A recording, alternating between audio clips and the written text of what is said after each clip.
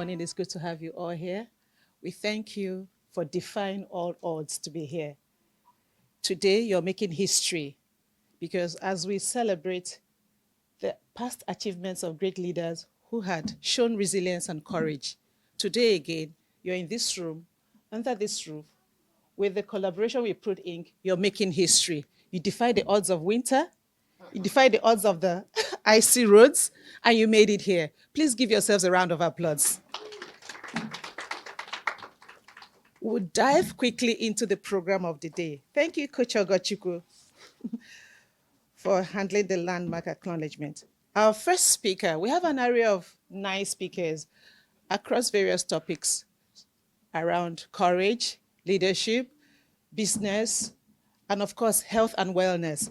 So we have our first speaker, the Executive Director, Jackson Eno, who will be taking us on bridging generations, mentorship and legacy building. For all of our speakers, we would give a bio, an introduction of what they have done and what they are currently doing. As we have said, Jackson is the Executive Director of PRUDE Inc. He has experience in diversity, equity, inclusion, and strategic human resource management. He is an expertise in DEI. He has developed anti-racism education programs to address systemic barriers in New Brunswick. He's also worked as a manager, consulting partner services at the Canadian Center for Diversity and Inclusion, supporting organizations in implementing inclusive HR initiatives. Ladies and gentlemen, please put your hands together and welcome Jackson Eno to the stage. Thank you. A very good morning to everyone, distinguished guests, members of the public. I'd like to say a very huge thanks to everyone for choosing to share this morning with us. Without further ado, I just jump to the business of the day. But before then, I'm going to be wearing several hats. So I might be the first speaker, but I also double as someone else you don't know here. So there are protocols I need to follow. I'd like to respectfully acknowledge in the House the presence of representatives from our funders, the Canadian Heritage. For those people who know me, you're putting me in trouble when you tell Jackson to talk about something he's passionate about under 10 minutes. But then it's about time management skills, and I try to tell people we have to get the job done. If I don't get through in 10 minutes, then I challenge you to complete my presentation for me. Please tell me this works. If it doesn't, then, okay. Can we all see from there? Is that okay? So just a brief area of our programs here at PRUDE Inc. And then I'll just jump to the business of the day. Do you all have your mobile phones? Would you like to scan that QR code if you just want to get to know what it is we do here, get a report of what it is we've done in the last fiscal year? That should give you a holistic perspective of why we do what it is we do every day. So I just give it like 30 more seconds for people to scan the QR code, and then I'll jump into what I've been tasked to do within this period.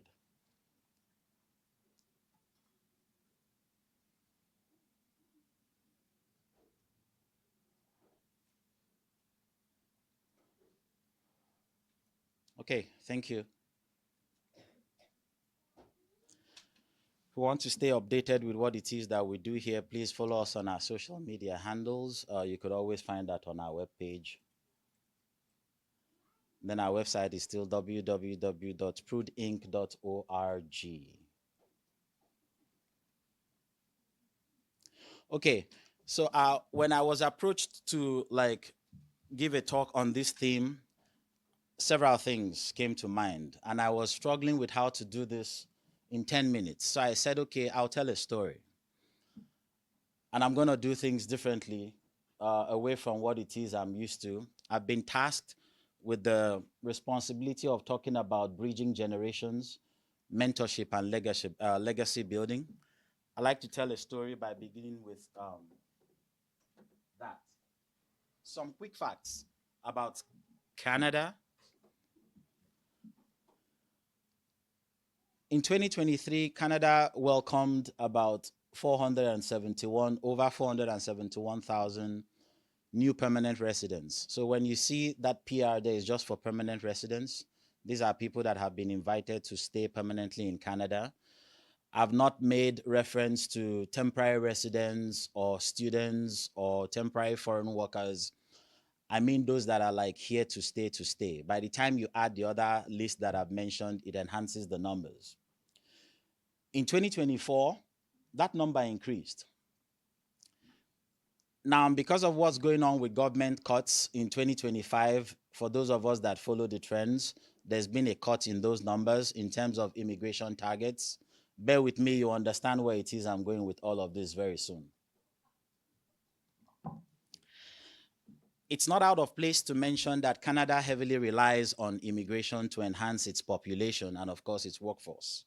We can't talk about the Canadian workforce without speaking to the tenets of immigration and the possibilities that have been made to bear as a result of immigration. So it's not out of place to say that Canada heavily relies on immigration to like boost workforce and to also boost its population. Emphasis on the keywords I've highlighted there when it comes to, it's a strong indication on the need for policy reorientation because policies drive processes. People implement policies to ensure that Canada meets its goals, be it in terms of immigration or workforce or whatever it is that the government is trying to achieve. So please keep in mind that word policy. I'll be getting there very soon. When you think of the statistics that have been made available to us, you would see the top 10 countries where immigrants come from when it comes to Canada. Can you help me mention the first on the list there, please? Now, think of this for those of us that are good with geography. When you think of India, you're thinking of where? Which continent? Asia, correct? Yes. And then the next on the list would be, now, I'm showing you as you walk your way through that list, the diversity that is common to this federation called Canada, this nation, this entity called Canada. These numbers don't lie because now you see with the press of individuals that are coming into Canada, notice the spread in terms of where they choose to land here in Canada. Oh, by the way, these stats are from Statistics Canada, so they are verified. I want us to pay significant attention to our province here in New Brunswick. So within the last 2 years, 2023, 2024, you would notice altogether we have like over 26, 27,000 persons in 2 years. I'll pause there, whether I hope it resonates with you. In 2 years, we have had a representation of 27,000 different people who have shown up in our province. I'm not talking about the entire Canada yet. What does that tell you? That Canada is increasingly becoming more multicultural. The homogeneous society that we had 10, 15 years ago is slowly shifting to become one that is heterogeneous. By that I mean we're becoming more varied, we're becoming more diverse, we're becoming more different. I don't know if you're like me. We have 10 people in the room and we can't even agree on something. Can you imagine having 27,000 persons in the same space and you expect that we're all going to agree on the same thing? That's multiculturalism. That's the power of heterogeneity. That's the power of Canada. Strength in numbers. But let's not dwell only on the positives. With the increase in population size also would come potential inhibitions in terms of, I'm being told my time. You people have to be kind to me. I'm being told my time. Okay. Now, you can't talk about the positives without speaking to the negatives. Multiculturalism also presents its own sets of challenges, potential or actual. What this means is that for us, as we move forward, we need to be mindful to monitor the intentions of newcomers and how we integrate them into the Canadian society. Thankfully, entities like the Canadian Heritage understand that. So in putting together an event like this to not just commemorate and honor the activities or the achievements of the Black community here in Canada, there is a need for us to pause and ask ourselves questions. Where do we go from here? I would have loved to walk you through what it is we do here at PRUDE Inc., but the emphasis for me today is not us, it's about you. In paying attention to how regional policies adapt to this, I'd like to challenge you by asking you just one question. When it comes to mentorship and legacy building, we can't address that theme without paying attention to what I would consider, in my own opinion, sub-themes like intersectionality. Jackson, what do you mean by that? When governments present policies, when governments bring up discussions, we cannot navigate such conversations without paying attention to the concept of intersectionality. What does that mean? What I say and how she interprets it may and will be different from what every other person in this room interprets things as. Why? We come from various backgrounds. Remember our first 10 list of where we show up from different parts of the world into Canada. That means we all see things differently.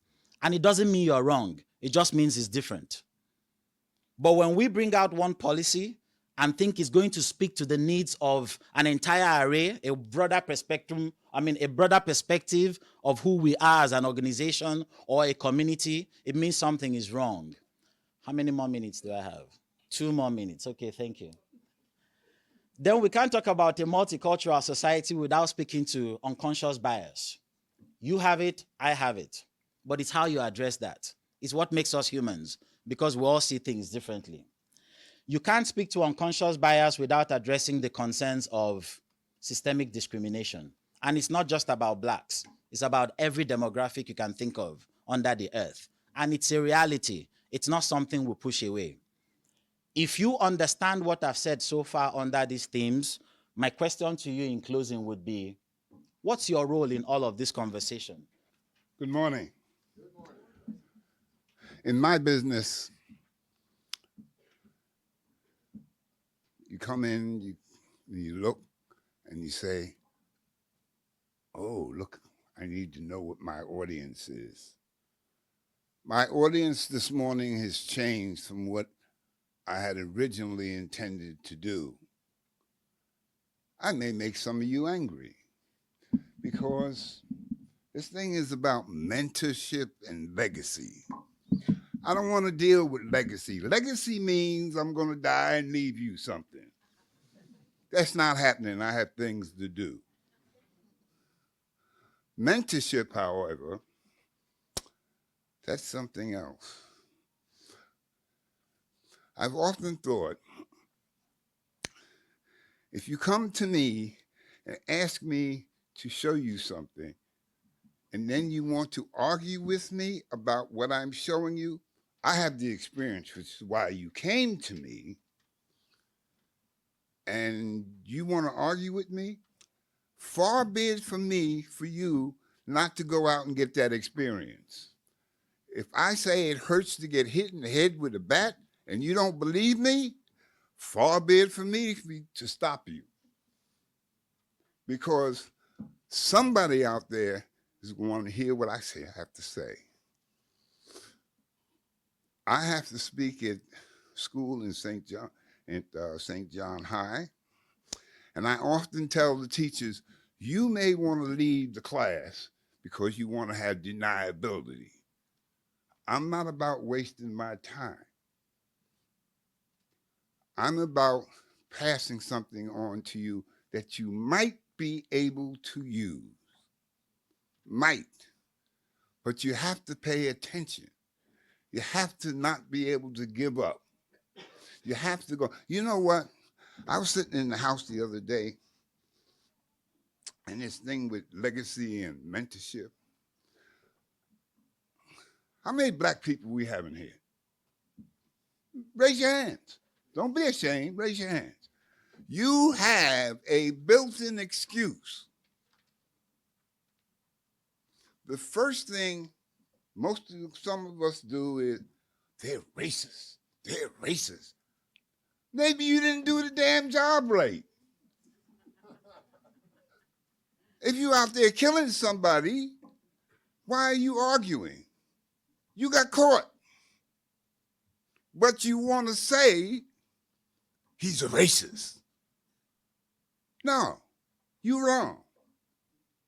And as soon as you can get that out of your mouth and look more forward, look further than that, you'll be helping yourself. You will not be helping yourself if you're mired in that one thought. You need to be going further than that. And it requires something from you.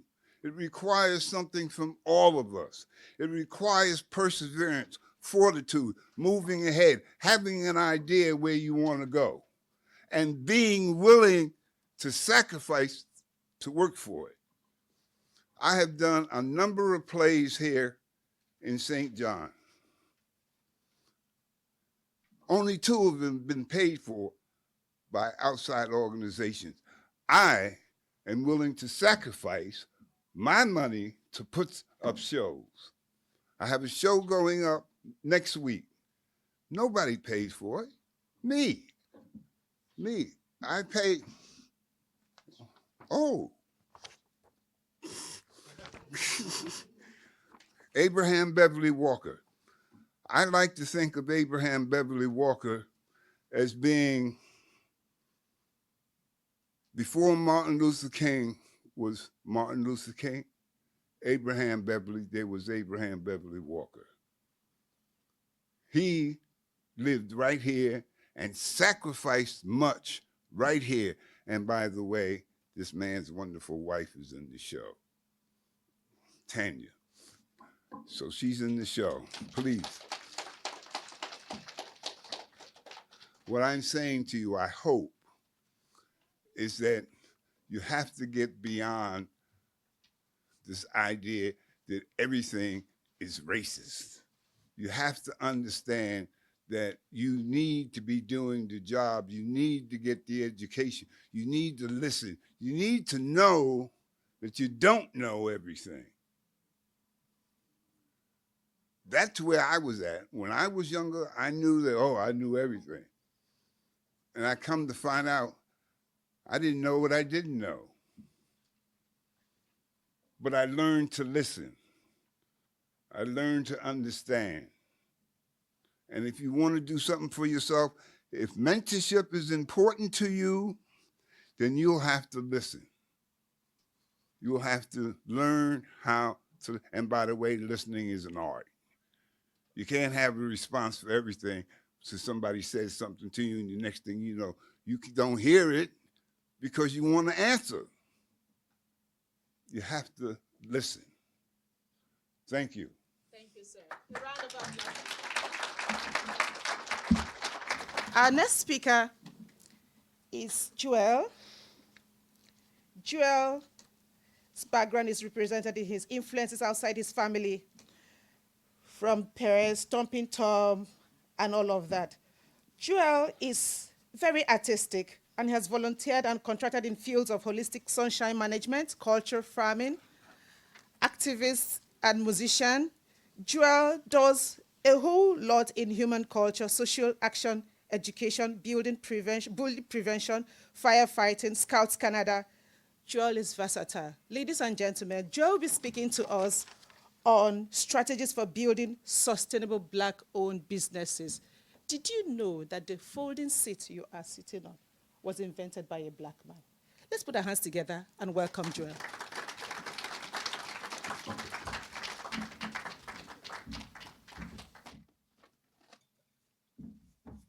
I thought you'd be able to see that. Come with propaganda. These are the hip hop chips. I don't think you can see them there, but I'm going to put them so you know what's going on.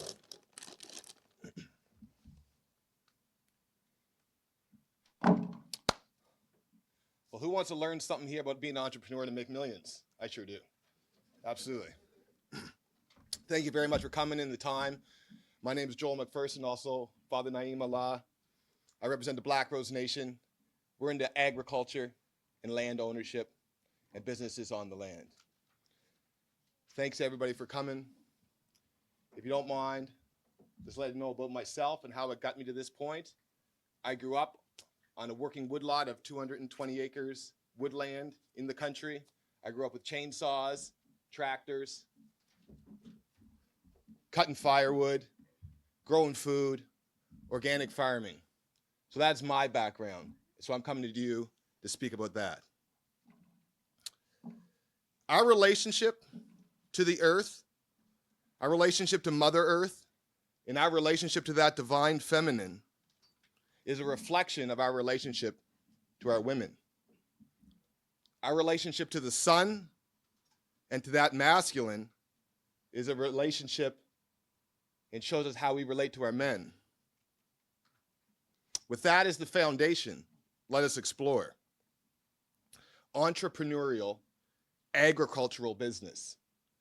You must have environmental sustainability, of course, human welfare, and economic stability. You can have a woodlot management plan, an agricultural management plan.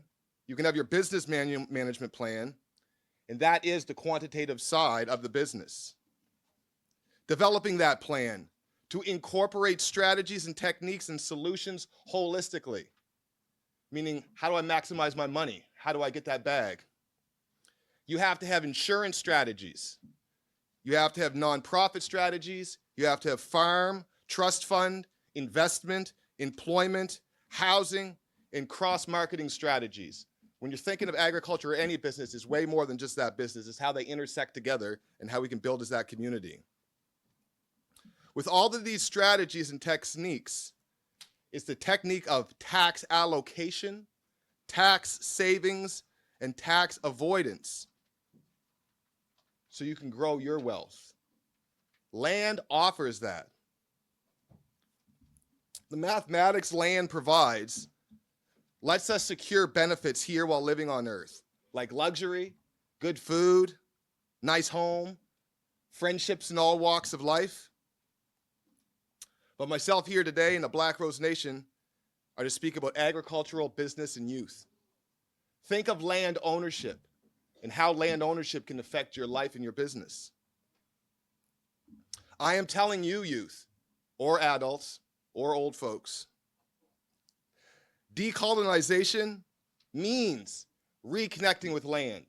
We start all these things with land acknowledgement, the importance of land and what that provides. That provides power to the people who were here first. That's acknowledging them. They derive strength from that, from land. Are we thinking of land ownership? Reconnecting to your generational wealth and the inheritance agricultural provides. Getting tax breaks from your land is self-administered reparations.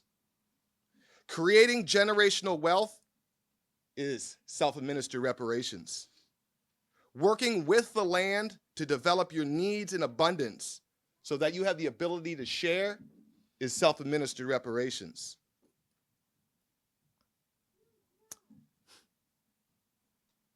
Investing in yourself and cultivating all aspects so you can fully express your full genetic potential.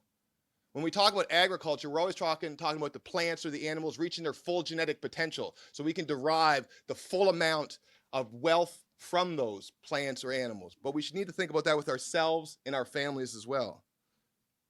Economics and politics are the foundation of human development. And where does this happen? On land. How do you cultivate that? How do you produce that? How do we harvest that? And then how do we reinvest? We empower the youth to target full genetic expression to become expressed. Like I said before, you have your insurance strategies. When you seek to get insurance for your business, there's tax write-offs and stuff we use for these to benefit. So there's strategies. There's nonprofit strategies. You can have a for-profit business, but maybe you want to have a nonprofit side and buy some land and use some of that tax write-off allocation. There's farm strategies, trust funds, like I said, investment, employment, and housing. Having land gives you a place to build a house or build an apartment. What if collectively we bought a bunch of land, put up some apartment buildings you could stay at when you go to school here? Maybe we put that building's land on with some of our First Nations people. They get tax allocations for their land. Maybe the immigrants partner up with some of the First Nations and use land and tax allocation to save us money in our pockets so we can reinvest. Or buy your own land as a collective. So you can put the playground, so you can put the pond to go play hockey or go skating. on land, farm some food. This lady's mother grows sugarcane in Fredericton. Maybe you want to enjoy some sugarcane here. I sure as heck do. With land ownership, the reinvestment or the return on investment is compounded. That return on investment is compounded, most importantly, through lifestyle, not just the money in your bank. It's the Canadian country lifestyle, where you and your family and your friends, you can go hunting, biking, walking, skiing. You can have a quiet time to get away with your loved ones. You can go skating, fishing, sledding. You can have bonfires at night. You can go out and go star watching. You can catch fireflies. You can have large enough outside spaces for reunions, weddings, graduations, fireworks, for your art, for your music, and spaces for multi-generational benefit and multi-generational housing. Youth and non-youth alike. There are reasons why Canadian prime ministers, when they retire, buy a farm and buy land. There's a reason why you see the wealthy of Canada, pictures of them driving tractors down, showing how happy they are. Yes, they are happy to be on land, but more importantly, there is huge tax implications that puts money in your pocket so you can reinvest it in yourself or your community and each other. In the reinvestment, the push from the North American, quote unquote, domestic black side. We have our CC Mimi markets, we have the Divine African markets, we have places all around from Woodstock in every province. I encourage you, let's work together. One of our greatest businessmen in North America, black man represented, is a man named Master P with No Limit Records. Maybe you know him, Snoop Dogg signed to his label and whatnot. But they have chips, hip hop chips. They have cereals, they have rice. Master P created from the South. When we hear about the racism in the past, South slavery, people are making comebacks. They have food we could have in our stores. I'd like to see these foods in the CC Mimis, in the Divine African markets. So the domestic blacks are going in and shopping. So you guys are seeing what we have. So we see what you have, and then we build that community together and reconnect back. So we find that generational wealth. So please find Master P chips, get them in your stores. I tell you, the locals will be coming shopping. And then they'll buy some new foods, some new spices that come from land, that reconnect our DNA back to where we come from, to reconnect to that generational wealth that comes from the land. When we're talking about mentorship, mentorship comes from those who were here before. When you're on land, the oldest trees' roots connect to the youngest trees and pass on the information to stave off disease, to stave off fire, how to protect yourself, how to eat. If the little ones don't have enough food, that little tree doesn't have enough food, that big grandmother tree sends information and food through the roots to that tree. We can learn this mentorship by looking at nature, reconnecting with nature, reconnecting with Mother Earth, reconnecting with that divine feminine, and then reconnecting with that sun that shines on it, that gives us that strength, that divine masculine. So I encourage you, buy land, and go firefly catching. Peace.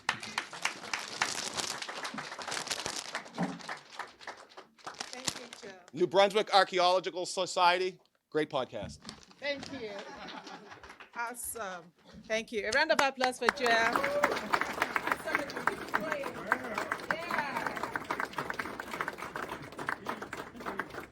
We know that there are there are four factors of production. For us that are youths and growing, we remember that land, capital, labor, and all of that. So as much as we thrive and work hard to buy a piece of land, because when you own a piece of land, you own a piece of the earth, right?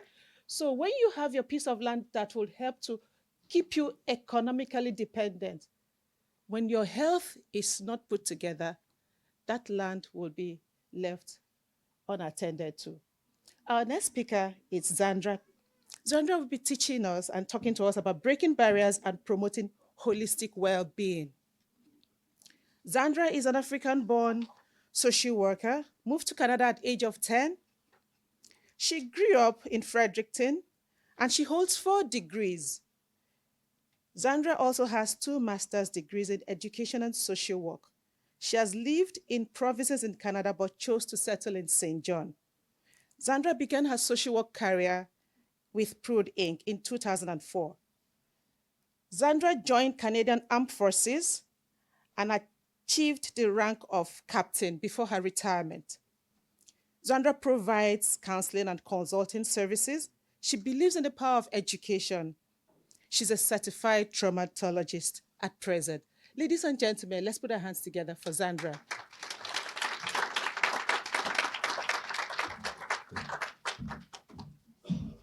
Thank you, everyone. It's very good to be here. It's nice to see all the faces in the room.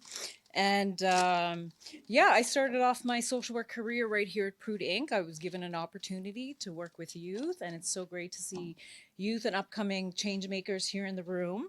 I'll be talking about health, wellness, and resiliency. Why does it matter? Things that make a person resilient, qualities of a resilient person, how to build resiliency, steps to build emotional resilience and psychological resilience, having the mindset, behaviors, and some helpful tips for you here today. So to get started, how we feel can affect our ability to carry out everyday activities, our relationships, and impact our overall mental health. Stress is a significant cause of physical and mental health disorders and illnesses. How we react to our feelings and experiences can change over time. People who are emotionally well have fewer negative emotions and can be better able to handle life stressors and adapt to change and difficult times. This quality is referred to as resilience. Resiliency is the capacity to cope with life's challenges and embrace change, as well as the ability to bounce back following setbacks and hardship. It is the mental toughness, the mental fortitude to overcome adversity, to cope under pressure, and recover from difficulties. Why does it matter? Being resilient protects you from developing poor mental health and improves your overall mental health and well-being. Things that make a person resilient: confidence, self-belief, feeling that what you do has meaning and value, access to support, effective strategies to cope with pressure, and empathy and the ability to form positive relationships with other people. Resiliency is defined as both the process and outcome of managing life's challenges. It's our ability to recover from and manage stressful life experiences. It means having the mental, emotional, and behavioral flexibility to adjust to both internal and external difficulties and demands. Resilient individuals bounce back from challenges in life and see them as opportunities for growth rather than a setback. Being resilient promotes our social and emotional wellness and positively impacts our health. It involves communicating in a constructive manner and offering understanding and respect for others. Some of the qualities that make a person resilient is self-knowledge. We heard from the executive director about knowing who you are, right? That's really important, having self-knowledge, who you are, what you stand for, what you represent, where you come from. Having high self-esteem and self-respect, being optimistic, having a sense of hope, being able to see solutions in adversity, having good social skills, a sense of enjoyment of life, and the ability to ask for help. And again, learning and accepting who you are as a person. It is important to note that being resilient requires a skill set that you can work on and grow over time. It takes time, it takes strength, and help from people around you. Community is very important. When I was asked to speak today, it was an absolute yes, because it's PRUDE. I believe in the values and the work that PRUDE does in the community. And I believe in giving back as well. And I believe in sharing my experiences and my knowledge here today. Demonstrating resilience includes working through emotional pain and suffering. We all have stories. We all have places that we've come from. We've all had challenges that we've overcome. Being resilient is not a fixed trait. You can grow your capacity to practice resiliency. Being flexible, having perseverance, adaptability can help you tap into your resilience by changing certain thoughts and behaviors. Resilience, when I work with clients, I have a virtual private practice and I provide counseling services to mainly veterans at this time because I am a veteran myself. And I talk to clients about their emotional wellness, how to get better when they're struggling from issues such as post-traumatic stress disorder, depression, anxiety. And some of the things I talk to my clients about are the following: having gratitude, having compassion for self and others, acceptance, developing meaningful connections with others, forgiveness, how to build resiliency. Again, it takes time, it doesn't happen overnight. It is a complex and personal process. It involves a combination of outer resources and inner strengths. It builds as people encounter all kinds of stressors every day. Being emotionally and psychologically resilient is the ability to cope and adapt to uncertainty, challenges, and adversity. It enables people to remain calm, to remain focused during a crisis, and to move on without long-term consequences, including distress and anxiety. People who show resilience in combination with coping capabilities and emotional intelligence have a better overall well-being and life satisfaction. Resilient people do experience stress, difficult emotions, and setbacks, but tap into their strengths and seek them from support systems to overcome challenges and to work through problems. Resiliency empowers people to accept and work through their problems and to adapt to situations to move forward. How do we build it? Reframing thought patterns, tapping into a strengths-based approach when working through obstacles, developing self-awareness, building self-regulation skills, learning coping skills, strengthening connections, increasing optimism, and knowing our strengths. People who have high resilience are less likely to experience mental health problems. And resiliency is a journey, it's very personal.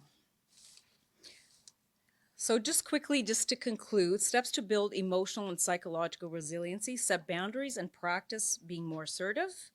Say no to unrealistic demands. Practice acceptance, connect with others, find balance in your life between your routine and necessary tasks. Allow yourself to be imperfect. Develop self-awareness. Look after yourself, eat well, exercise, be healthy, have enough rest, get enough of that as well. Keep things in perspective. Look at issues from a broader perspective and express yourself. Tell others how you feel, ask for help if you need it. When we contribute to communities and welcome contributions from others, we start to develop a culture that encourages meaningful connections and inclusivity. And mental health is affected by many factors, including how we interact with others, how we take care of ourselves, how we're supported in our communities, and the social determinants of health that impact our lives.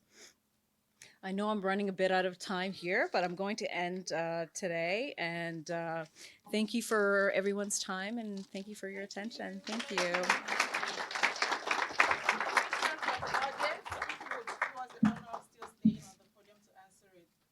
Would you like to speak on transgenerational trauma? Having gone through some cycles. Oh yes, I stand here before you because I'm a mother of four. I am a daughter. I'm a grandmother. Intergenerational trauma, I believe, is in us at a cellular level. We have to break cycles of violence and systemic discrimination and violence that are impacting our communities.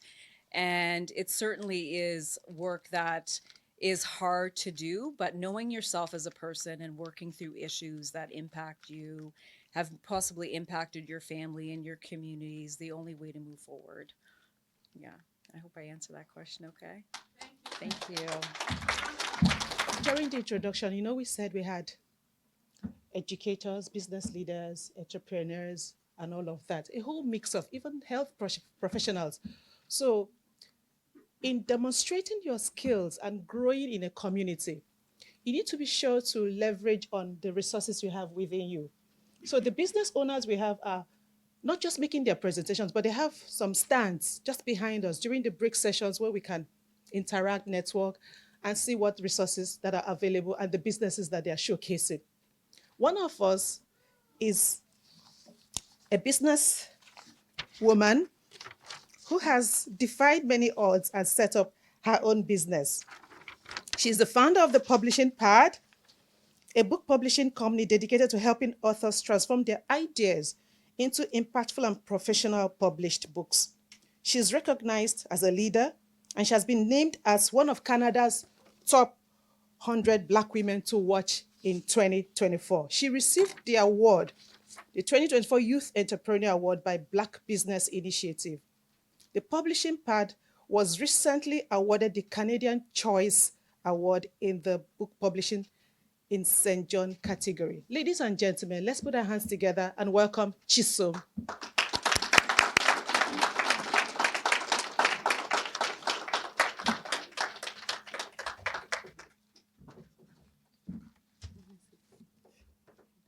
Good morning, everyone.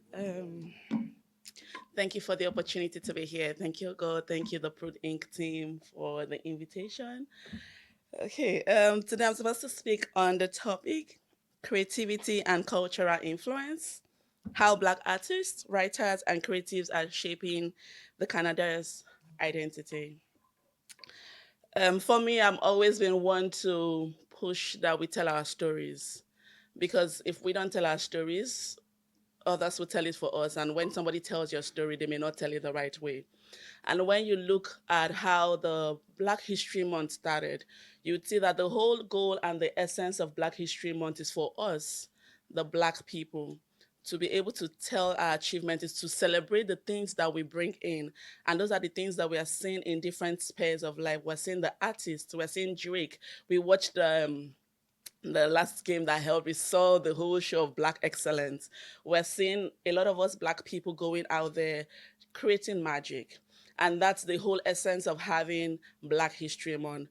So for the next few minutes, I just want to share a short story and just to encourage us on why we need to tell our stories ourselves, regardless of where we are in our journey. I came into Canada in 2021 for my MBA program. I didn't know anybody in Canada. It was like me leaving all my family members. I didn't even come with my kids or my husband. It was just me coming into Canada for the first time. And I came on a day where it was very cold, like all the cold we've been seeing all these days. So it was like, oh my God, did I miss road? You know, when you're coming from Nigeria and you're being, it's like, okay, that's my first welcome into Canada. And from there, it became like a struggle to kind of prove my worth. It became a struggle to prove who I am and what I bring in. A lot of us seated in this room, we all come with different experiences. We all come with different qualifications and expertise. And our being here, it's very easy for us to think, you know what, I'm going to start afresh, because people tell us that when you come in or when you go to the new environment, you have to start from the beginning, which is not wrong. You have to, do the care jobs, you have to do this, or you have to do that, start from the base and grow up there. But what they don't tell us is that it's possible for you to continue from where you're coming from.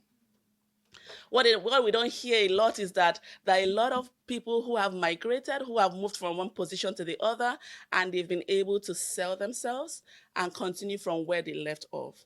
And that was where I saw the struggle. I had my own issues when I started. You know what? I had told my friend, I said, I finished my MBA program, I had a job offer. And so when he said, what are you going to do next? I'm like, I have a job. And he's like, you're going to let your life go? All the experiences you've had, all your years of experiences, are you just going to let it go like that? I'm like, well, I don't think I'm ready to do that fight. But thankfully, I had people on my, in my community who had looked at me and said, Chisom, you've invested in yourself all this while. You can't just give up. And so I entered into the book publishing industry here in North America. And my first few experiences, when I go on interviews and they are like, where are you from? And I say Nigeria. And I hear, I don't want to work with somebody from Nigeria.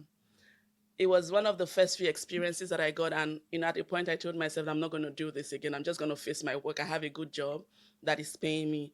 But the thing is, today, I've resigned from my full time job and I'm building the publishing pad. The difference is that, thank you. The difference is that I didn't give up, even though I wanted to, but I had people who really, at the times when I didn't think I could go on, I had people who had said, we have your hand, we're holding your hand, you can do this. And that's what I think all of us need when we are trying to share our story. We need to have that support. I've had opportunities where people say, somebody mentioned your name, and I'm saying, who is the person that mentioned my name? And I don't even know the person. And they try to describe the person, but I can't get the person because maybe I don't know the person, but because they read my story. I shared my story. I shared my journey. For 2 years since coming to Canada, nobody knew me on, like, people didn't even know I was doing book publishing. I was just doing my own quiet thing because I didn't want drama. I didn't want dragging. That whole fear of, let me not go and put it out there and somebody is being mean to me. Until one day I woke up and I said, you know what, I'm going to do this afraid. And then I started to show up on social media. I know a few of my friends will say, we are seeing you everywhere. I say, people should get ready.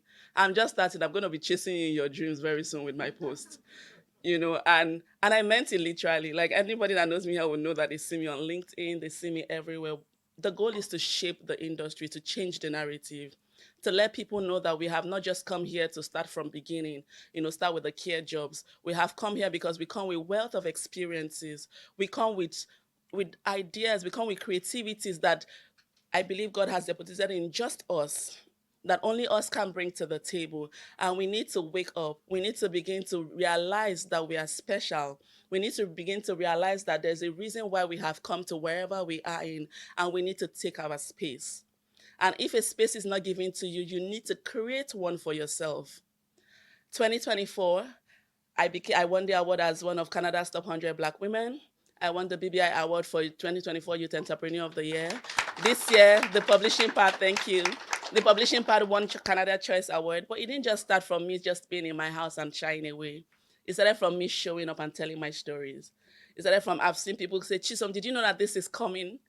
How did they know to think of me? Because I've shared my story. They know what I'm doing. They know what I'm about, so they know how to support me. So just an encouragement for every one of us here that we should shape our narrative. We have our unique experiences. We are coming from diverse backgrounds, and we have all the different things that have brought us where we are today, and we can use that to bring to the best and add to Canada's economy. Thank you, everyone, for having me once again. Have a great day. Hey, wait. Do it afraid, What are the nuances that Black authors face? Haven't published some works for some Black authors. I think from what I have seen, I've been privileged to help a lot of authors publish their book. And one of the first things I hear is nobody wants to read my story. And it just bring us back to that place where we have been told that nobody wants to hear us, our names will not sell books, So for me, I usually would start with working on their self-empowerment, working on your confidence to let you know that your story actually matters. Nobody has that story but you. If you don't share it, you wouldn't, nobody would know. I have a Black author who came to me last year and she's like, I just want to publish a book, I just want to put out a book out there. And I sat down with her and I said, what is your core? What is that message that you want people to know you for? Your book is your legacy. This is something that years after this book is going to outlive you. What would people know about you when they read this? They say, oh, this person, Chisom, wrote this book. And from there we were able to, and she has it in her review. She said, when I approached Chisom, I just wanted to put something out there. But at the end of the time, we had worked on her confidence. She had known that this story is unique to her. No two stories have the story. But so I think that's one of the challenges people have sharing their story, the confidence. Will people like my story? Will it really align with what everybody wants to hear? It doesn't matter. I always tell myself that I'm not sent to everybody. If it's just one person that I am sent to and that one person receives my message, I have achieved something great. Authentic. Thank you. Awesome. Thank you, Chisom. That was brilliant. Living your home country has associated challenges. It has its fears, it has its setbacks, it has its discomfort. But what we have learned today and what we're learning is that you can do it afraid.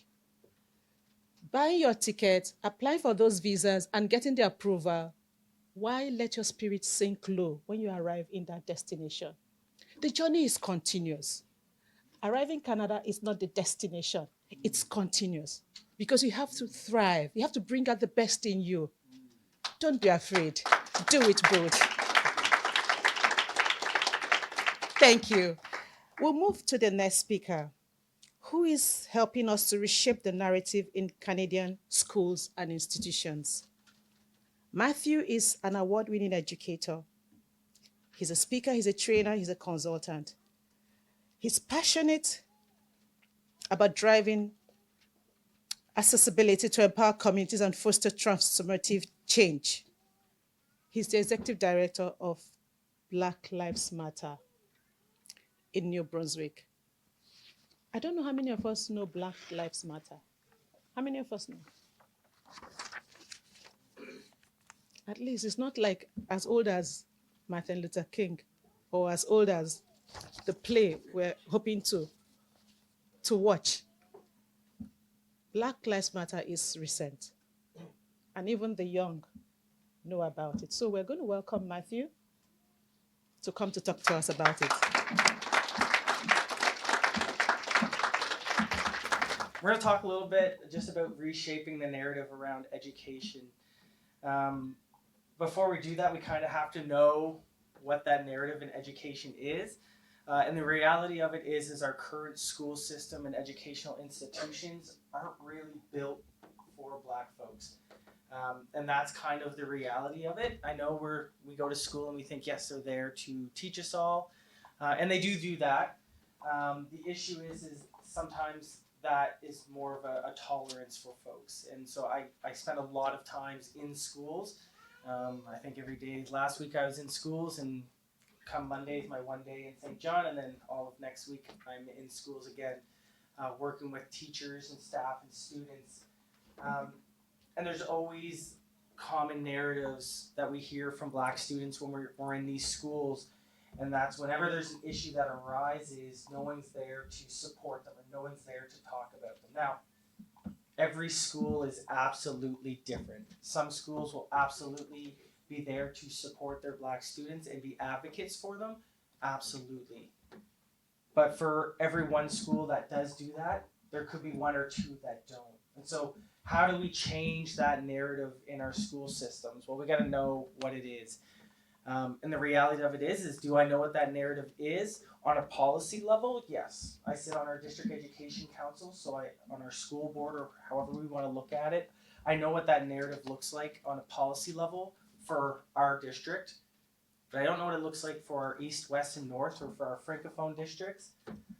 But the folks who do know what that narrative is, and even when I was asked if I could talk about this narrative about what education looks like, I only know a little bit. The reality of it is those who know what that narrative is in schools and in our educational institution is probably everybody out there who's currently in those environments, who are in our educational institutions. So it's really hard for me to talk about that because I only get to see the negative sides when schools reach out. I only get to see those negative sides, and I don't normally get to see the positive sides of the great things and initiatives that schools are doing.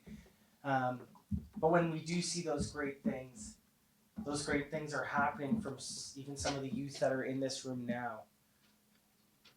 So what I'm going to offer is kind of a side of what can we do. So maybe you're at one of those schools, or you know of one of those educational institutions that need to change, that we need to change that narrative. So I always like to say I like to break things up into two categories. I like categorizing everything. And so I have it kind of broken down for those who have privilege, who are in a position or in a leadership role already, who can change our narrative. And then for those who might not be in those leadership positions, what can they do to kind of change that narrative? So I'm going to start with those who might be in those areas of leadership or in those areas of privilege.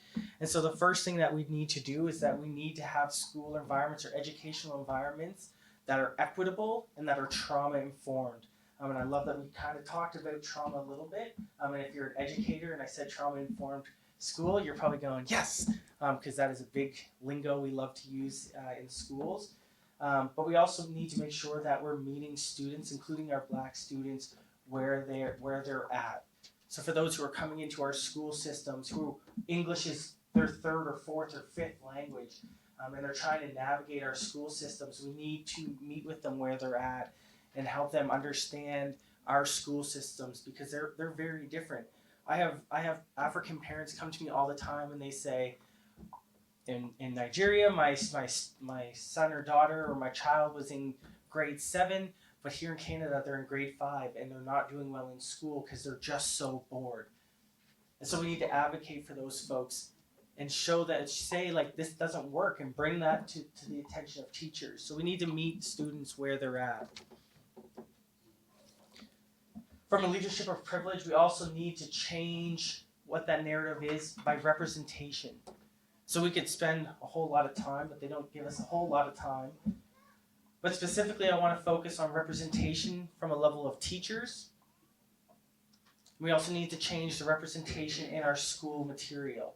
Now, there's tons of work being done on that, and changing the material that we're using, but it's still common that we're reading To Kill a Mockingbird in school, where the entire story is based around white characters who define the future of the main character who's Black. We need to inspire our youth to actually want to be educators and investing our time with them. So if we're in that leadership role, we need to inspire youth and say, you are great at working with people, or you are great at changing minds or decisions or shaping minds. Have you thought about being a teacher? So we need to start putting that in their minds so we can change the narrative in our schools, so we can actually see meaningful representation. We also need to start talking about Black achievements outside of Black History Month. For a lot of you folks, if any of you are going to schools, you've probably, in February is like the busiest month for probably all of us in this room. My staff always joke and say, we're not going to see you for like a month or two because you're at schools talking about Black History Month. We need to change that narrative. Black achievements don't only happen in February. They happen in every single day of the year, and we need to change that narrative.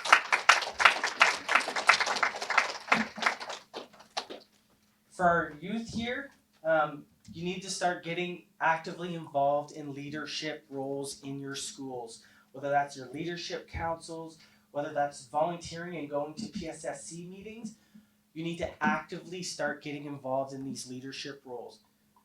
As someone sitting at a policy level for a school district, the one thing I hear when I bring up issues around racism or equity, diversity, inclusion, and accessibility is, well, we don't know how to fix that problem if we don't know it exists. The reality of it is, and even when on the council that I sit on, everybody at the table is white, and most of them are all seniors. And so when I bring issues to them that I see in schools, it's like, well, we don't know about these issues because no one's talking about them. And then when I go to the student leadership councils, conferences, 99% of everybody in those rooms are white, and none of them are talking about the issues that affect Black students or racialized students. And so I want to encourage you all to get involved in your student leadership. Volunteer for activities that are going to put you in areas that are in front of your deck members or your superintendents, your administration at your school, but get more actively involved at a leadership role and start advocating for those students. Next thing is that we need to do is we need to create anti-racist environments in our school. And so for us as racialized folks, we're probably thinking like, yeah, that we do that all the time. And so we also need to start, that's me, I'm all staticky here. We also need to push students who are our peers to also create anti-racist environments. It's too common that I'm hearing stories from Black youth or from other youth that other Black youth are joking about racism and making jokes about themselves. And so we need to also end that narrative in our school environments. I'm hurrying, I'm sorry. Okay, I'll give one more. So we also need to start writing our superintendents, our district education councils, our PSSCs, our parent student support committees, and making them aware of the issues that exist in our school system. That way, the narrative of, well, we don't know there's a problem or we don't know what's going on, that won't exist anymore. We can change that narrative by writing these folks. I can tell you, if you email me through my deck, it might take me a week or so to get back to you, just because I get a lot of emails. But that gets brought forward to the superintendent. So I encourage you to change that narrative. Start writing to the folks who are in our education system advocating for change. I'll end there. I'm sorry.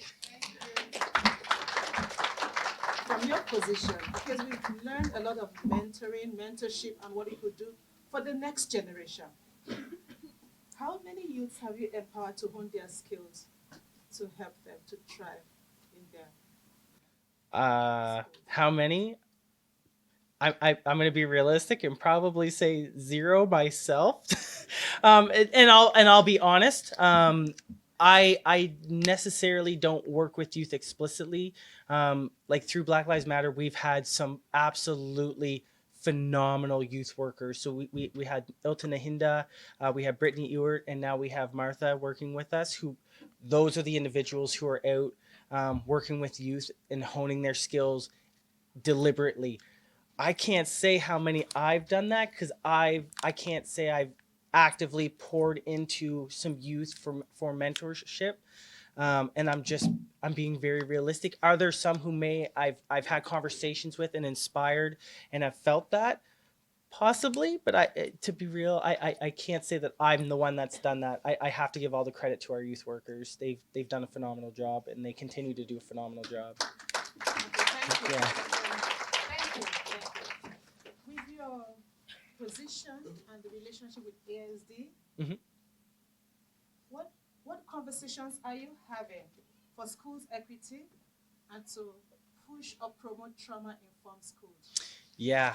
So I have the privilege where in that leadership role, one of the biggest things I try to do is ensure that all of our policies have an equitable and inclusive and a diverse and accessible approach to them. We have just started to beginning as well as working on creating a statement of equity, diversity, inclusion, and accessibility. So that will also shape the frameworks of our school moving forward, ensuring EDIA practices are implemented. And then as well as talking about trauma-informed care, I've also had the privilege of working with our behavior intervention mentors, as well as many ECCD or ESDC or EECD. EECD, working with many EECD staff around trauma-informed care and practices and epigenetic trauma, when having conversations with any racialized youth, and understanding that sometimes how youth are acting in class is not because they're troubled youth, but those are just their trauma responses in classrooms for usually around racism that they've experienced. So we're doing lots, although it's slow because politics, but there's lots of work being done. We are welcoming our next speaker, who will be talking to us about empowering the next generation of Black Canadian change makers. Remember the theme of today's conference, empowering the next generation. So we'll be listening to Misty. Misty is a fitness instructor. She's a leader. She's a coach and a motivational speaker. She's the owner and CEO at Misty's Body Blast. Ladies and gentlemen, let's put our hands together to welcome Misty.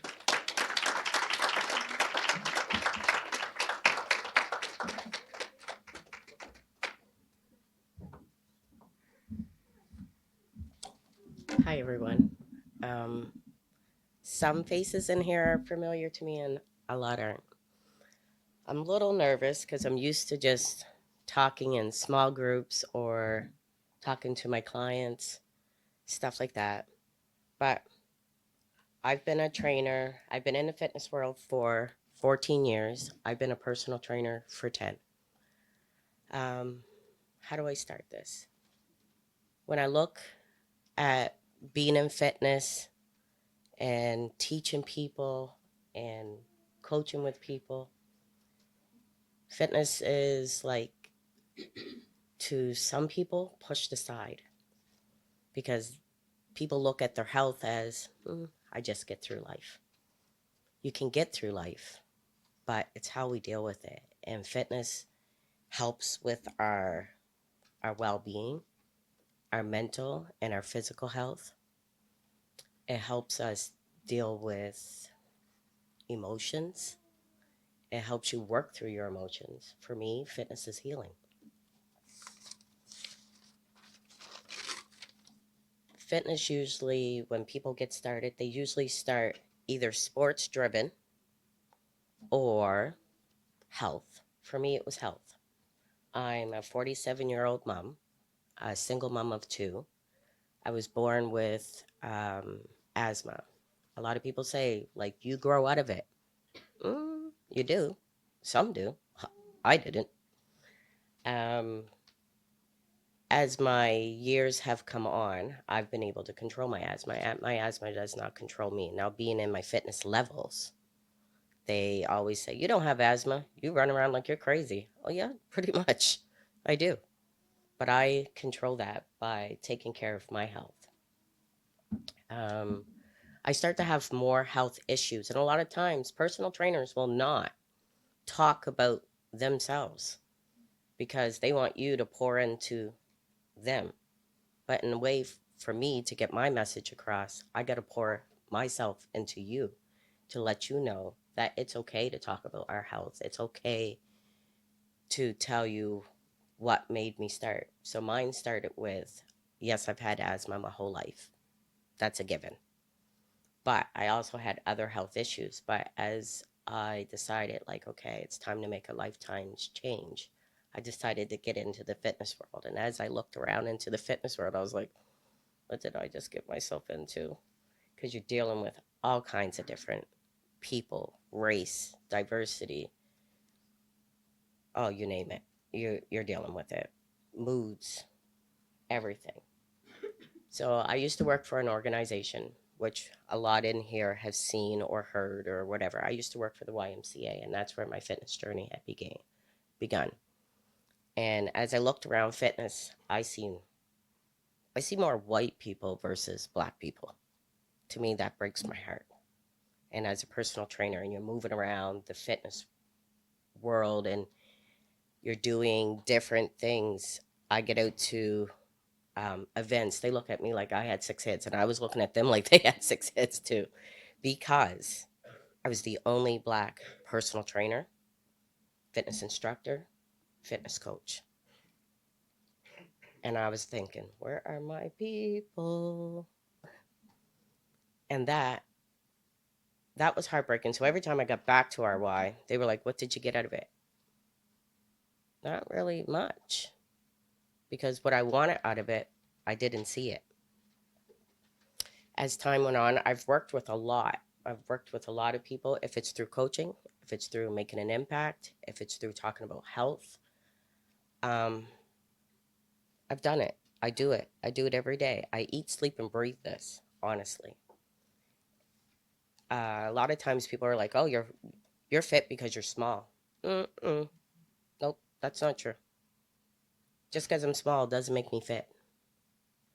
Just because somebody's big doesn't make them overweight, does not make them unhealthy. Everybody's fit is different. Everybody's fit looks different. Just because you are a big person, that does not mean you cannot learn something about yourself. It doesn't mean that you cannot exercise.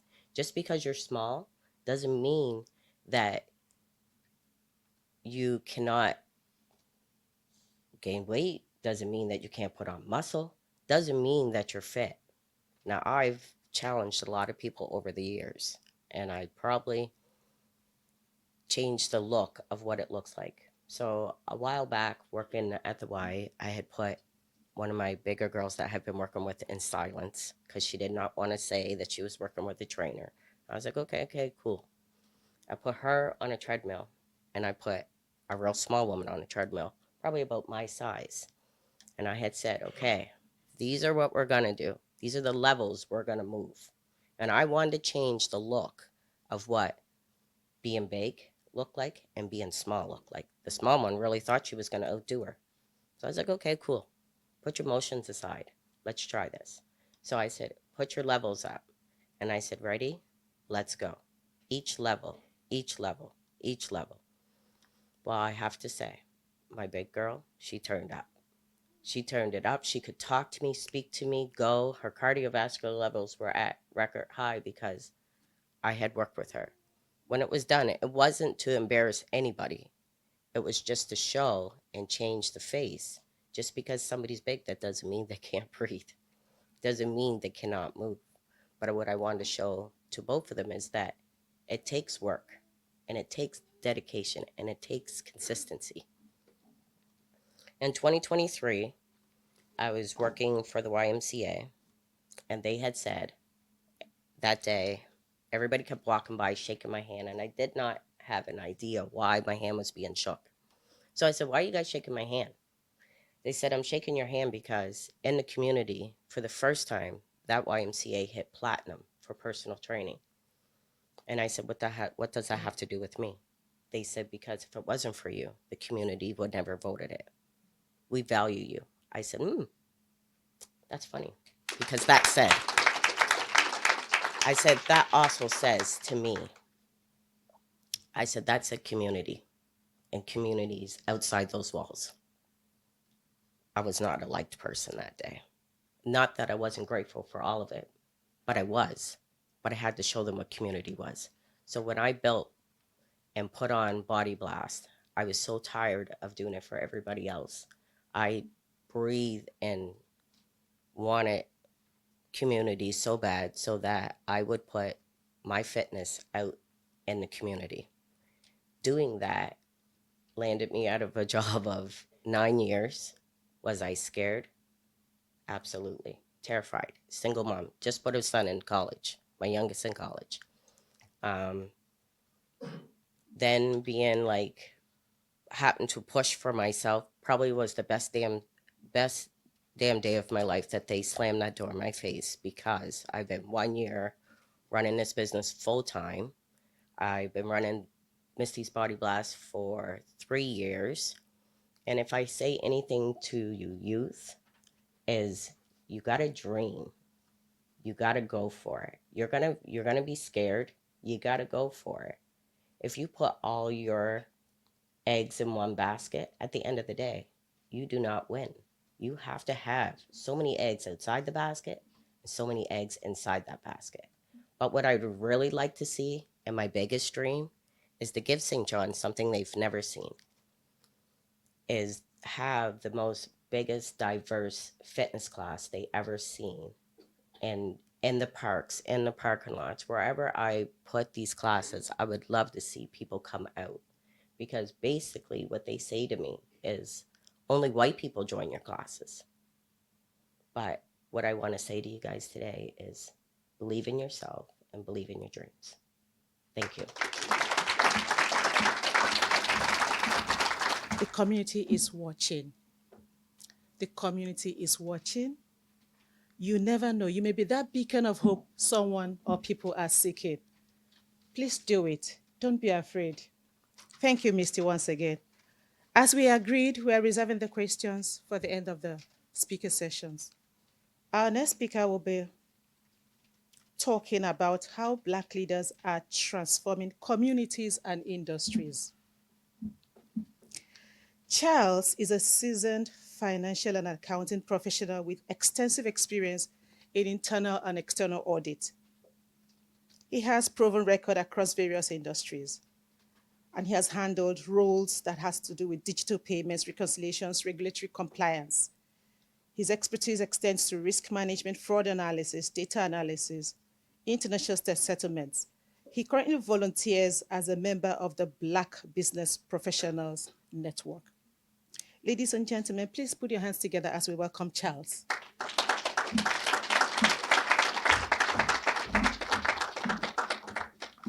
Good morning, everybody. Yeah, okay. So I'll be talking about an interesting topic, purpose of leadership, right? Excellence. If I don't say anything to us within the next 8 minutes, I'm going to ask us 3 questions. And one, what is your purpose? Two, Are you sure what you think your purpose is actually your purpose? And three, are you pursuing your purpose with excellence?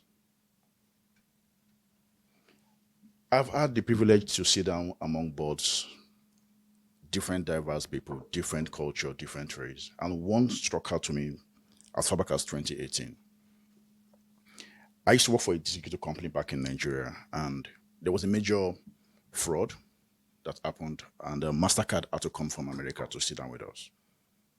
And with all due respect, four white men came in and they saw, I mean, fintech company, we're all dressed with jeans and we're all looking very rough. And they came in and said they want to see who runs this place.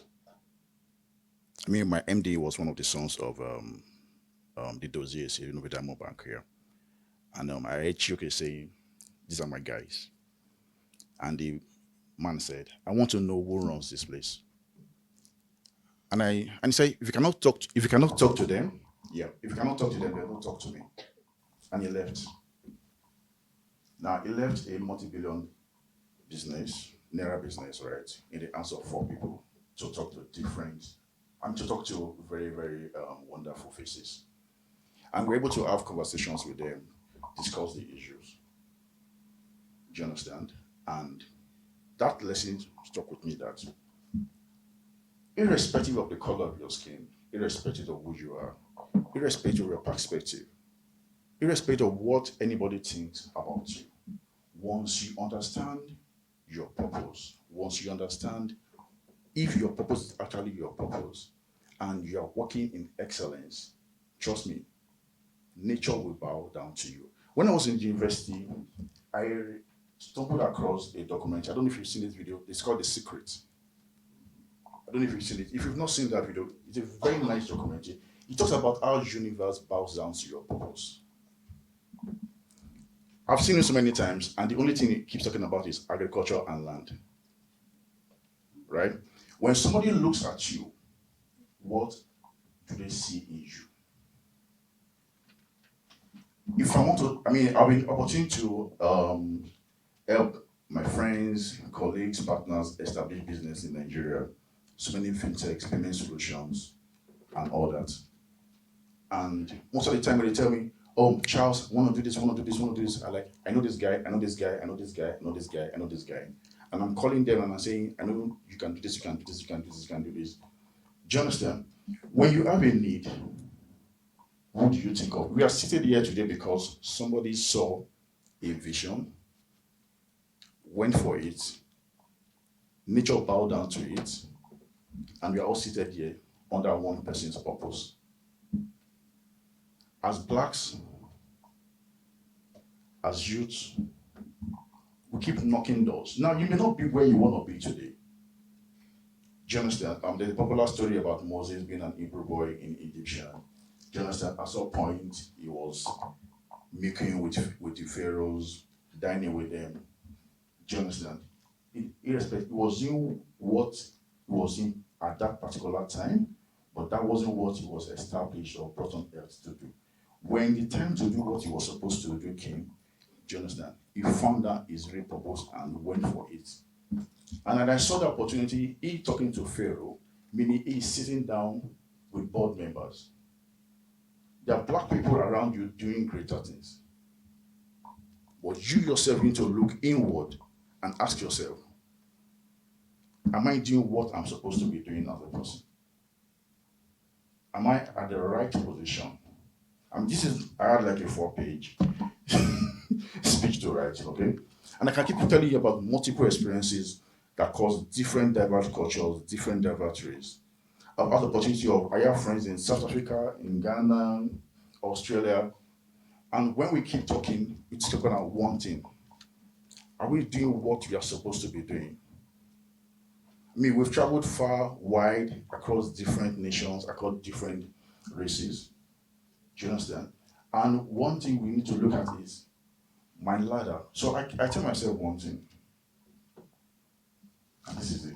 I have a ladder, my life is like this. I have a ladder leaning against this wall. And each time I'm taking a major decision, I'm climbing one step at a time. I don't want to get to the end of the ladder and find out that all these years of my ladder has been leaning on the wrong wall.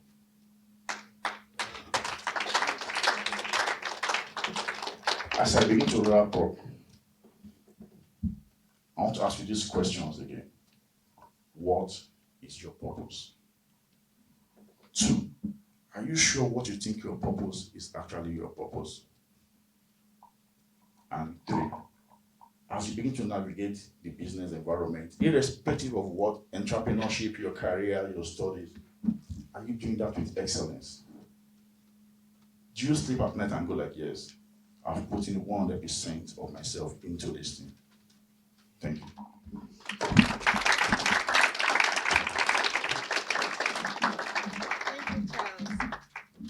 Thank you for that insightful talk, and thank you for sharing your experience.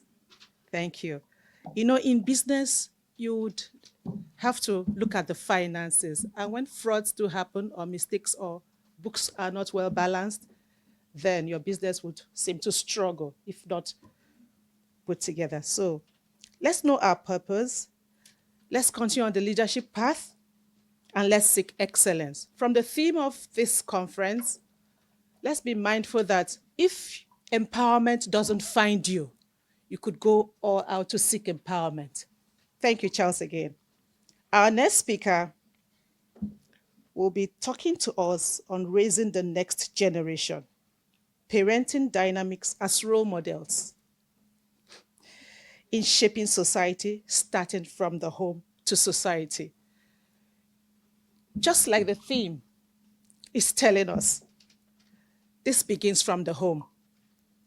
Dr. Marilyn completed her medical degree in Nigeria and had her postgraduate training in psychiatry in the UK, and she had her master's in public health in University of Manchester.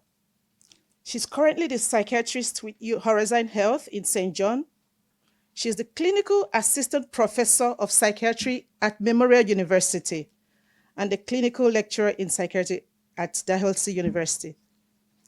It's an honor to welcome Marilyn to the stage. Please put your hands together for Dr. Marilyn. You're welcome. Thank you. Um,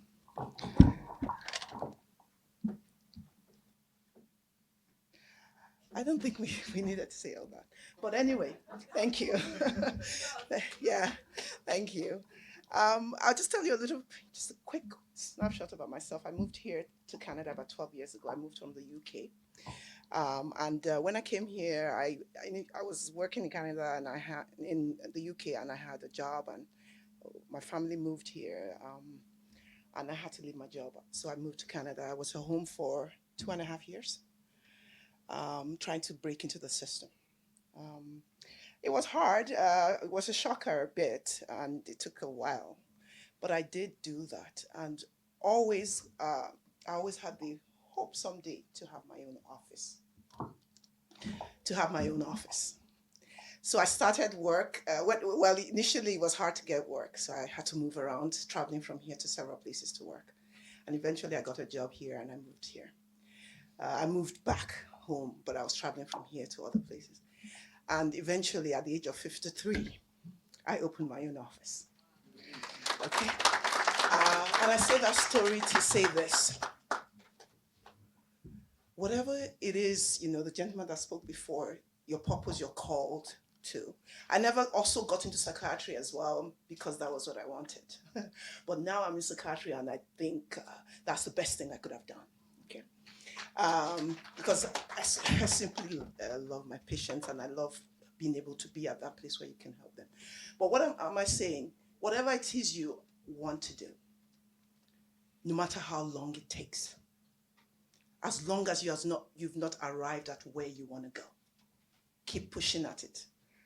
So in May this year, I'll be 2 years in my own office. It took me all that long, but it happened. So I'm here to talk about focus on parents as role models. I have 2 adult kids. So we talk about a legacy meaning putting a stamp in the ground or in the future, making contributions to generations. But as parents, I do think that we have a great opportunity to impact the ability for legacies to be established into the future. And it happens to be on us as role models for firstly our kids, because our kids are home with us in the time. Okay. And I would put my hands up. Being a parent, you learn on the job. It's constant learning. And also, learning on the job is influenced by how you yourself have been brought up. Okay. So I come from Africa. And in Africa, there are no excuses. You get to where you need to get to, and you make a way to get there regardless. Okay? So I come from that environment. So you can imagine my imagination, having my own kids coming to a Western world and having to marry both. There are certain things in our backgrounds that don't work effectively in this environment. And there are certain things in this environment, if you transported it back to Africa, it doesn't work at all as well. Okay? So the question, being an immigrant parent in this environment, you've got to firstly look at your environment. What works here? What are the features that your kids need to have to survive in this environment, regardless of your cultural background? Okay. Because if you try to raise them here like you were raised in Africa, it's not going to work. They are just going to go, work, and step on everyone's toe because they wouldn't recognize the necessity to be particularly present and to take awareness of their surrounding. So you got to have a good balance with that. So I had to learn that in bringing up my kids. One of the most important things that is very, very necessary is fostering in your children independence. You are only a successful parent if you produce kids that can be on their own when they leave you. If you have kids that constantly have to come back, that constantly need you for every decision, then you have been unsuccessful. Okay? So you have been completely unsuccessful because at the end of the day, someday you're not going to be here, be it being older, passing on, and all that. So you've got to, first of all, think, what does this kid need to survive without me? Okay, so independence is really important. And how do you create that? Hands-on work. Okay? Hands-on meaning if you're doing stuff, invite your kids to join you to do that. Okay? Don't tell them about it. Be about it and invite them to be with you in it. That way they would pick up those skills. The other thing will be teaching your kids to be responsible. Being responsible has maybe two aspects. Recognizing where you are at, what you need to do where you are at, and recognizing your role in where you are at. That's responsibility. Okay? Taking ownership of your role and doing that, but also being aware of where you are at, meaning it could be your job, it could be at home, whatever it is you're doing. So to teach your kids responsibility, you have to also show that, but also take the time. We talk a lot we tell a lot of things to our kids. Kids learn by modeling. It's what they see you do, unfortunately. So saying stuff and just keep saying that, it has no meaning if what you're doing does not marry with what you say. I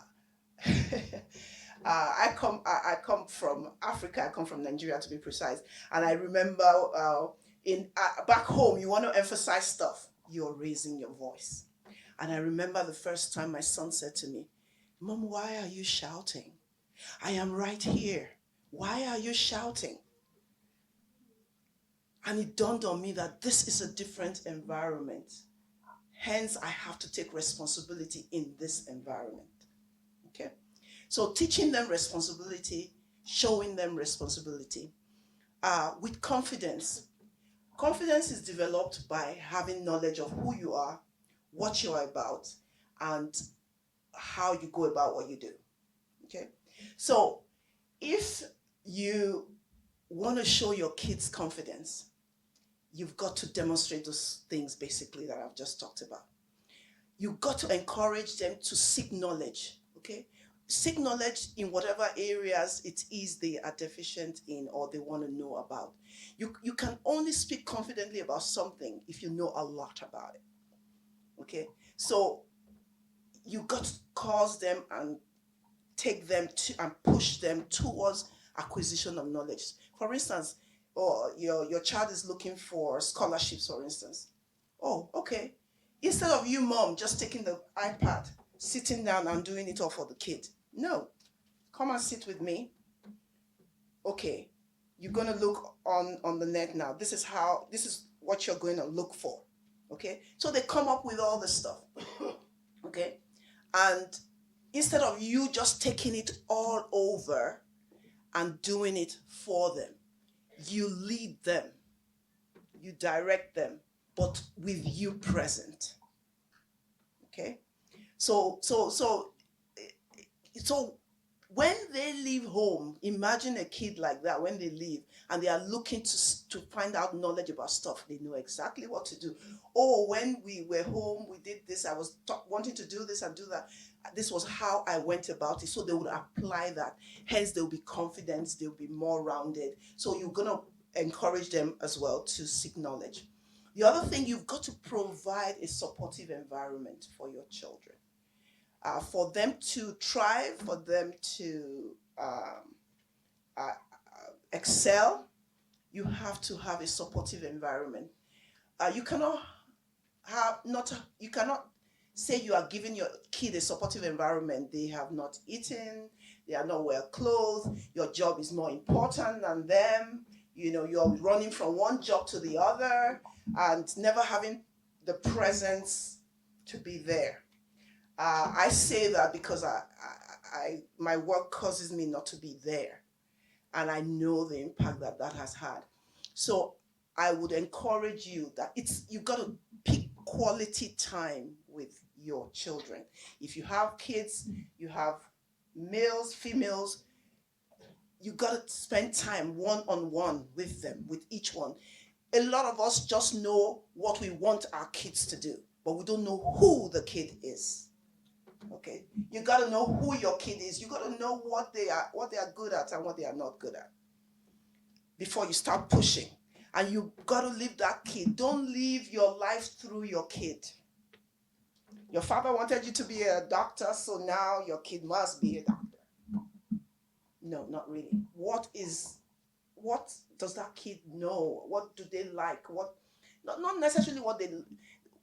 You got to channel them, so to speak, but let them do what they are passionate about and good at. Because if not, you're going to take them on the wrong journey. And guess what? Someday you will not be there and they would have missed it in life because of that choice you pushed them to. So you've got to provide a supportive environment, clothing, feeding, ensuring a healthy, emotional, physical life. A lot of us are battered emotionally. You've got to work at creating an emotionally healthy environment for your kids. And doing that, you don't put the kid down. You don't compare them to other people. You don't call them names. You have to be most positive about your kid, regardless of what they are showing you, because you have to be able to believe in them. Okay? And you've got to set clear boundaries. Okay? Boundaries, when we think about boundaries, we think about them putting things away from you. But boundaries actually create a fence that gives you room to function in a way that's most ideal for you. So creating boundaries, yes, will wall off some things, but will also create enough space for you to thrive and to uh, be good. So we need to do that, with our kids. Um, Create boundaries, discipline, age appropriate discipline. For the teenagers, that thing they love, and you know how the rules are, what needs to be done. You know, uh, you know you have to, as a parent, be always aware of your tendency and your ability to abuse. And abuse is so easy. It's so easy. Taking away the necessary thing from the kid that they need to live on. Punishing your kid without giving them food, that is abuse. Because you want them to do stuff, or you don't want to buy them the clothing they need to be, warm. That is abuse. There are other ways to ensure discipline. You don't have to reduce the child to nothing and make them feel awful about themselves. Encouraging decision making. So help your kids have the opportunity to make decisions in little ways. They want to dress up in the morning. Okay, what outfit do you want to wear? Give them the opportunity to choose and conform to that choice. Because when you conform to the choice that they have made, you give them the confidence that they are doing the right thing. We don't always have to lord ourselves over the kids. We've got to, and in letting them make such little decisions, after a while, they become confident in their own abilities. Okay? And encourage and celebrate achievements. So they've done something great. There's a reward. It doesn't necessarily have to be monetary. Acknowledging them and telling them how proud you are of what they've done is it's a way to celebrate the achievements too. And also to encourage them, sometimes you can sit down and encourage them to have goals, short-term goals, medium-term goals, long-term goals, and you walk with them through it. Allow them to think of the steps to achieve those goals, and then you can chip in. As you do this gradually in an age-appropriate way, you develop a confident child. Also, teaching them the essential life skills. You've got to do that. Teach them the essential life kids. What you've got to teach your kids, really. Sometimes, and I'm guilty of that, being a helicopter parent. Okay, being just hovering around all the time, wanting to know what's going on and trying to give them advice on how they should go about it. Sometimes you've got to let the kids learn from their own mistakes, and also while you try and offer guidance and positive reinforcement. Above all, the most important thing that you need to teach your kid is integrity. Integrity supersedes everything else. It supersedes, because if I can measure your integrity, I can instantly tell the kind of person you are. That means, can I trust you? Can I trust what you say? Can I believe in what you do? So it's really, really important to teach them about integrity, but also demonstrate integrity. As I said, kids learn from modeling. Thank you. Right now, we've come to the end of the speaker session series. Before we proceed to move on to the panelists' conversations, we would love to acknowledge and bring one of our own poets to come to perform just a short clip for us to celebrate the leadership values from the African continent. Ladies and gentlemen, let's put our hands together and welcome Kayode. Who will tell our story?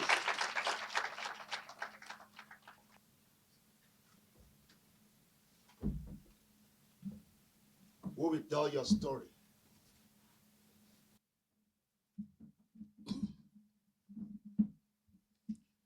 Today,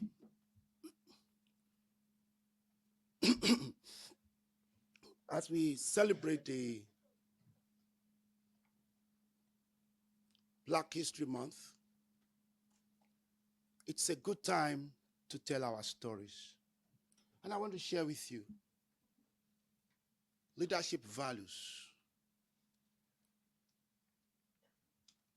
that great men and women of Black descent have taught the world. Timeless values. And join me on the trip. We are going to journey around from one end of Africa to the other. We are going to go to America, and we are going to come back to Canada. Are you ready?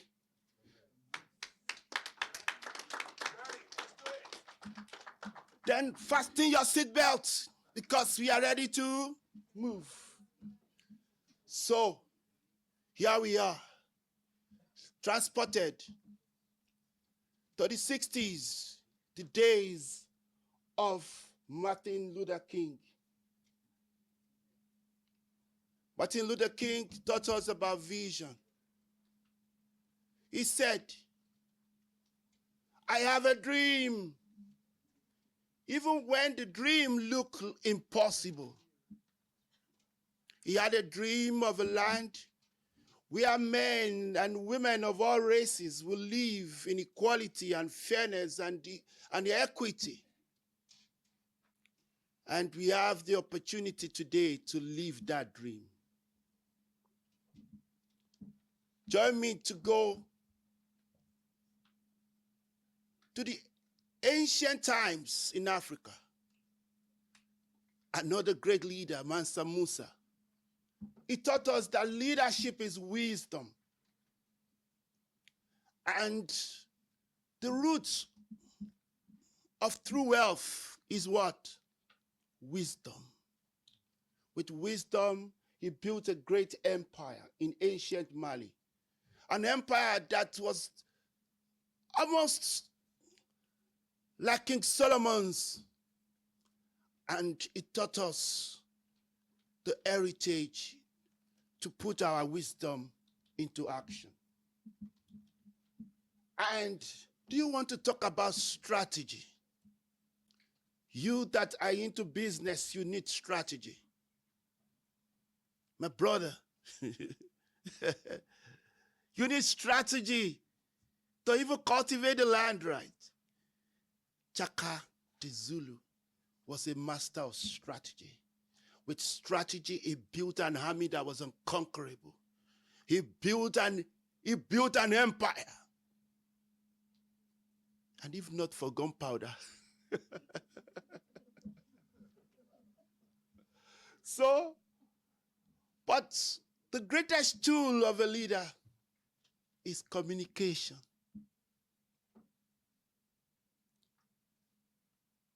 The power to communicate. And this was a great African from the land called Gold Coast, today modern Ghana, Kwame Nkrumah. With mere words, without bloodshed, the colonialists handed the keys of Ghana to him, just by the power of his tongue. Do you have a tongue? Please check. Do you have a tongue? Are you using yours? How are you using it? And wow, look at this one. Do you know him? Who knows him? Tell me his name. Oh, wow. Nelson Mandela. This was the man who spent 27 years in prison with a spirit that was never bowed. Today we learned about resilience. It taught us resilience. 27 years later, from the confines of the prison, he walked into the office of the president. And when he got there, they said, oh, it is time to revenge. Let us revenge. He said, no. Let us build a nation of many colors. where peace and love and equity will reign. A nation like Canada. Can you clap for Canada? And behold, Amenhotep the third was a pharaoh king in Egypt. And it taught us another value. As a leader, you must pursue innovation. Your job is to take your people from where they are to another place. Right? So, Amenhotep, in his time, they devised irrigation channels. Without studying medicine, they did the first set of operations, surgical operations. And they built pyramids, big, massive pyramids that people are wondering, was it the aliens that helped them? Without caterpillars and truck. Wow. Thousands of years before you're the best of the scientists you ever heard of. And from these people you descended. The wisdom is in your blood. The innovation is in your DNA. When are you going to build your own pyramid? When are you going to stand up with courage, oh black woman? When you are feeling tired and you are losing grip, remember this woman, Queen Amina of Zazau. In a land where women, at a time where women were not, they had a different kind of role. She stood up for her people and built an army and created an empire, showing that what a man can do, a woman can.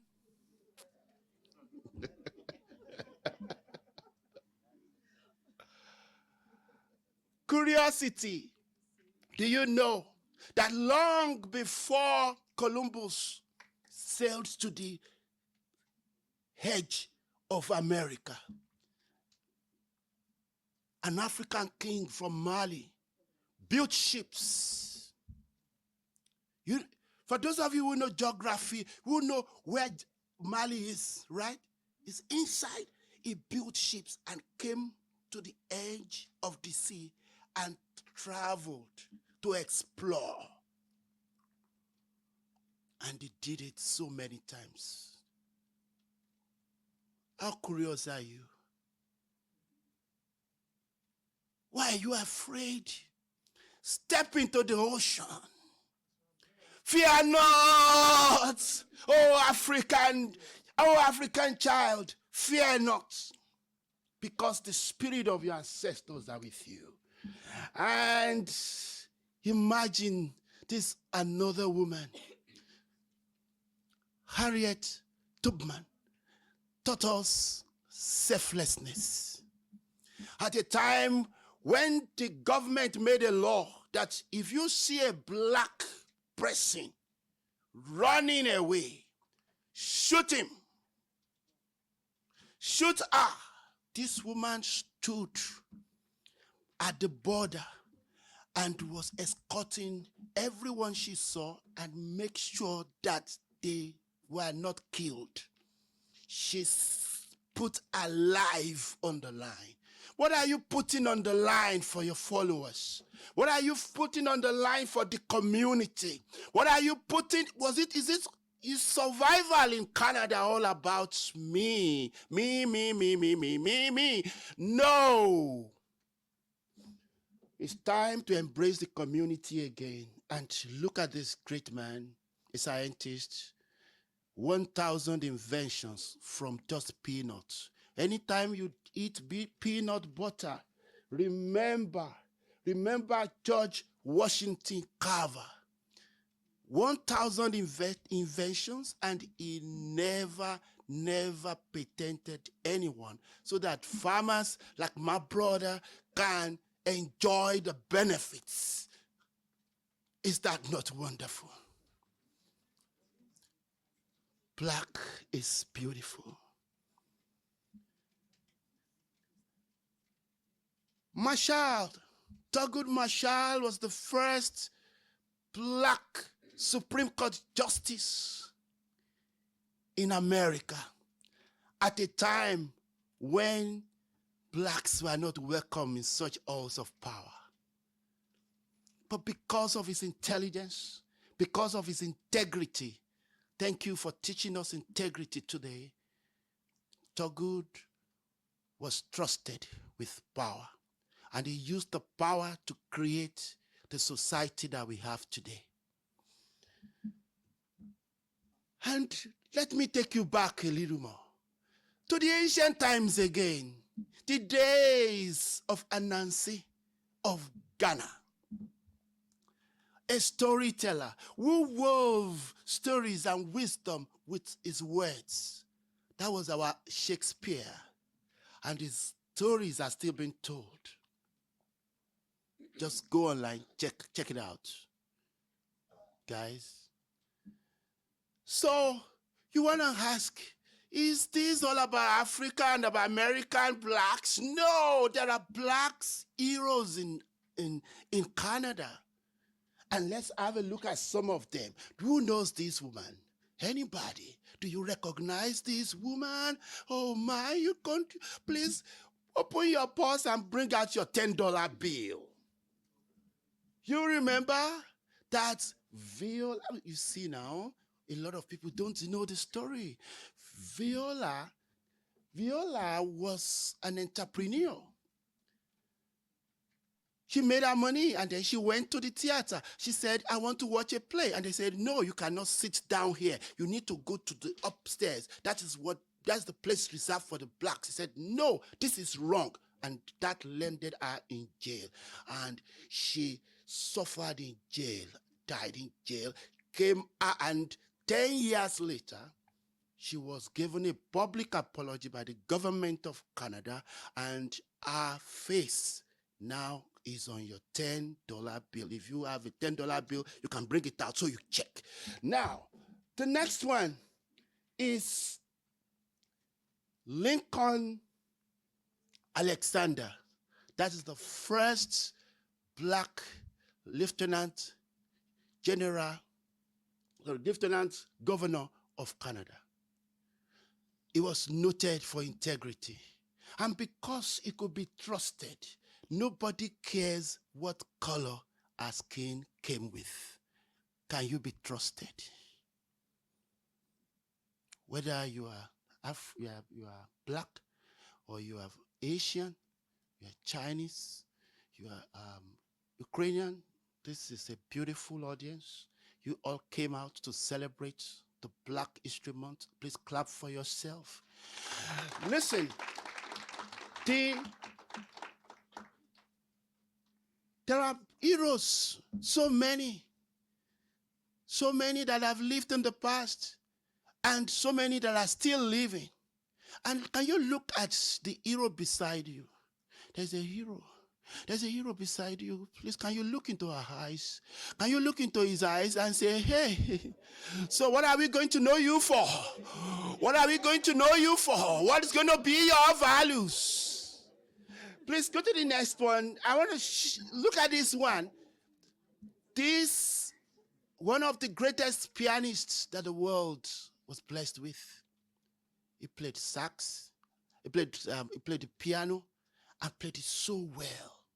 When you do what you do so well, nobody cares about your color. Excellence is the answer to racism.